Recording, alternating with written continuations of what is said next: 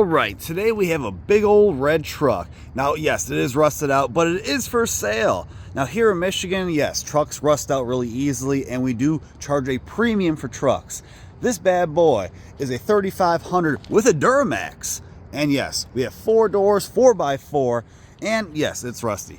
And we go low, you can see that rocker is gone. That's just the first thing that goes here in Michigan. Rockers first, wheel well second, and as you can tell here, yes, they put a fender flare on here. You can see the rust is coming right on over there. Ooh, you can tell where it's separating too. So yes, it's a rusty truck, but it is a Duramax diesel. The back's not in too bad a shape. Normally the tailgate rust out. You can tell it's been in a few little baby fender benders here. But I do like these big trucks, these Silverados. This is back when they were super reliable. Yes, the bodies will rust away, but the engines, whether it's the Duramax or the gas engines, will just last forever and ever. You can tell this side's even worse when it comes to the rust below. But in Michigan, the big problem can be the frames. So let's go underneath.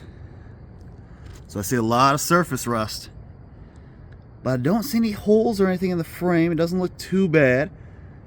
But yeah. Oh, you can see door handle's also missing. The interior. Actually, the interior's in pretty good shape, guys. Leather seats. You got the console package. Like I said, you got the good old Duramax diesel.